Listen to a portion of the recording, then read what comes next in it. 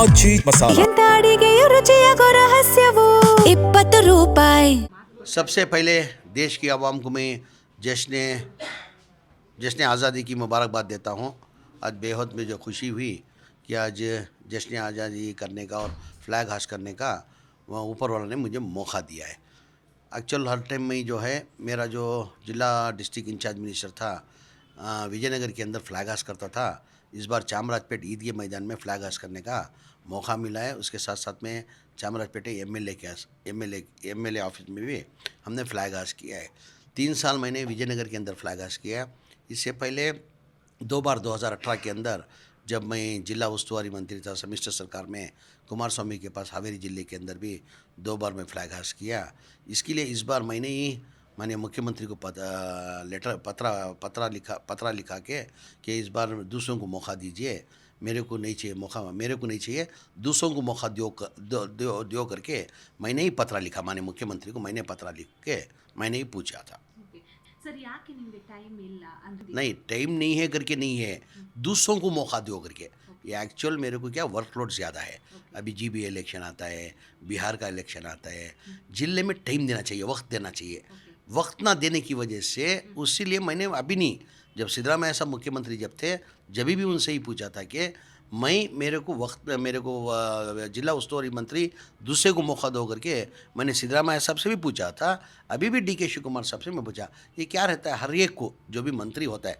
अभी जैसा कि हमारा पौर कार्मिक का बसंत अप्पा करके मंत्री हुआ पहली बार, मेरे ख्याल से हिंदुस्तान की इतिहास है एक पौर कार्मिकर को एक मंत्री बनाना बोला तो कांग्रेस पार्टी बना सकता है और दूसरा कोई बना नहीं सकता है।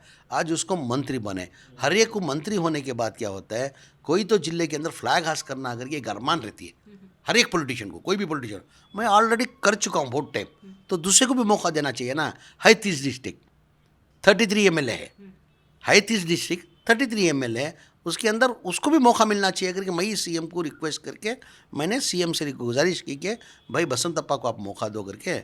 मैं नहीं मांगा, क्यों हर एक की अरमान होती है कि एक फ्लैग हास्ट करना क्या है, हर एक की ಅರ್ಮಾನ್ होती है। ಆರ್ ಅಶೋಕ್ಗೆ ಏನು ಹೇಳ್ತೀರಾ, ದೇಶದ್ರೋಹಿ ಅಂತ ಹೇಳ್ತಾ ಇದ್ದಾರೆ, ಸೊ ಏನು ಹೇಳ್ತೀರಾ ಅಂದರೆ ಅವ್ರಿಗೆ ಪರ್ಟಿಕ್ಯುಲರ್ ಆಗಿ ಪ್ಲಸ್ BJP ಅವ್ರಿಗೆ, ಯಾಕಂದರೆ ಜನರಲ್ಲಿ ವಿಷ ಬೀಜ ಬಿತ್ತಾ ಇದ್ದಾರೆ ಅಂತ ನಿಮಗೆ ಅನಿಸ್ತಾ ಇದೆಯಾ ಇಂಡಿಪೆಂಡೆನ್ಸ್ ಡೇ ಟೈಮಲ್ಲಿ? ये BJP में क्या है, सियासत के कुछ नहीं आता उनको, सियासत करने के और कुछ नहीं आता। और देश प्रेम जो है ना, इनसे सीखने की ज़रूरत नहीं है। दुनिया में हिंदुस्तान के अंदर आवाम जानती है कि BJP के अंदर इसके अंदर आज़ादी लाने के लिए उनका पात्रा क्या है, RSS का पात्रा क्या है, सब जानती है। मेरी ज़बान से मैं कहना नहीं चाहता कि BJP के बारे में मालूम है और उनसे सीखने की मेरे को ज़रूरत नहीं है BJP से। ये BJP में क्या है, हर चीज़ में वो लोग पॉलिटिक्स करते हैं, खाली उनको पॉलिटिक्स करना आता है और दो ही, नो डेवलपमेंट। अभी देखें ना पार्टी इसका नीट का जो आप देखे होंगे, जो जंतर मंतर में जो प्रोटेस्ट चला था, उसके अंदर नीट का जो घपला हुआ था, उसके अंदर पार्लियामेंट के अंदर प्राइम मिनिस्टर नहीं जाता है। 15 दिन पार्लियामेंट चलता है, ना होम मिनिस्टर जाता है ना प्राइम मिनिस्टर जाता है। लास्ट पॉइंट में जाते बोलते हैं, उसके बाद नेशनल एंथम करके ख़त्म करते हैं। यानी इन लोग के पास क्या है, सिवे जात पात की है। अभी ये इशू क्यों बने, मैं एक माइनॉरिटी करके, मेरे पर ये टारगेट क्यों किया गया, एक माइनॉरिटी करके। और मैं जिधर भी जाता हूँ, कोई भी फंक्शन में जाता हूँ, एक बात कहता हूँ, मैं मुसलमान हूँ, मगर उससे पहले मैं एक हिंदुस्तानी हूँ, कन्नड़ी का हूँ, बाद में मुसलमान।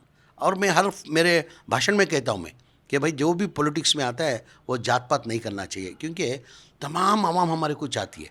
तो अगर जात पात करेंगे, तो अगर तुमको जात पात करना है, तुम घर पे बैठ के जाके जात पात करो, पॉलिटिक्स में आके जात पात नहीं करना। सब समाज को हम लोग साथ में लेके जाना। BJP का एक ही एजेंडा है, उनको क्या है, मुसलमान को टारगेट करो। एक्चुअल उनको ना मुसलमान चाहिए ना हिंदू चाहिए, उनको चाहिए क्या, पावर चाहिए।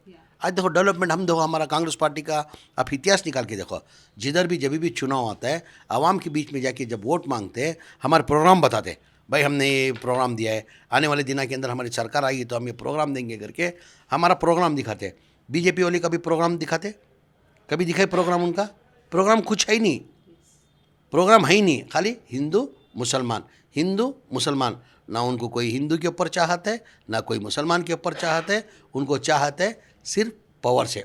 हमारा इस्लाम धर्म भी हमको जाति बाती करने के लिए नहीं कहा है, मज़हब नहीं सिखाता आपस में बैर रखना। हिंदी हैं हम, हिंदुस्तान हमारा, सारे जहां से अच्छा हिंदुस्तान हमारा, ये इस्लाम धर्म को ये सिखाया है। ಸರ್, ಜನರಲ್ಲಿ ಜಮೀರ್ ಅಹಮದ್ ಬಗ್ಗೆ ಕೆಟ್ಟ ದೃಷ್ಟಿನ ಬಿಂಬಿಸ್ಬೇಕಂತ ಈ ರೀತಿಯಾದಂಥ ವಾತಾವರಣ ಸೃಷ್ಟಿ ಮಾಡ್ತಾ ಇದ್ದಾರೆ. ನೀವು ಹೇಳ್ತಾ ಇದ್ದೀರಾ ಜಿಲ್ಲೆಗಳಿಗೆ ಹೋಗೋದಕ್ಕೆ ನಂಗೆ ಟೈಮ್ ಇಲ್ಲ, ಬೇರೆಯವ್ರಿಗೆ ಆಪ್ಷನ್ ಒಂದು ದೊಡ್ಡ ಮನಸ್ಸಲ್ಲಿ ಕೊಡ್ತಾ ಇದ್ದೀರಾ, ಅಂದರೆ ಬೇರೆಯವ್ರಿಗೂ ಆಪ್ಷನ್ ಇರಲಿ ಅಂತ. ಇದನ್ನೇ ಜನರ ಮನಸ್ಸಲ್ಲಿ ಜಮೀರ್ ಅಹಮದ್ ಅಂದರೆ ದೇಶದ್ರೋಹಿ ಅಂತ ಸೃಷ್ಟಿ ಮಾಡ್ತಿದ್ದಾರೆ ಅನ್ಸುತ್ತೆ. ಅವರು ಏನು ಬೇಕಾದ ಹೇಳ್ಕೊಳ್ರಿ, वो कुछ भी बोलने दो, मेरे को कुछ फ़र्क नहीं पड़ता. क्या बोलो? जो भी वो लोग कुछ भी बोलने दो, मेरे को कुछ फ़र्क पड़ता नहीं. मैंने सिर्फ इतना कहा मुख्यमंत्री से. दूसरे अभी फ्लैग हास्ट किया मैं चामराजपेट ईद के मैदान के अंदर किया. फ्लैग हास्ट उधर ही करना करके क्या है, विजयनगर में करना करके क्या है. मैं डिस्ट्रिक्ट इंचार्ज मिनिस्टर था, उधर करता था. मैं अगर मिनिस्टर नहीं हूँ तो मैं चामराजपेट ईद के मैदान में करता था. ईद के मैदान में कर रहा हूँ, चामराजपेट एमएलए ऑफिस में करते हैं. यानी बीजेपी का जो है सिर्फ वो लोग पॉलिटिकल बेनिफिट के लिए कुछ भी स्टेटमेंट देते हैं और कुछ नहीं. ಇದು ಜಮೀರ್ ಅಹಮದ್ ಅವರ ಮಾತಾಗಿತ್ತು.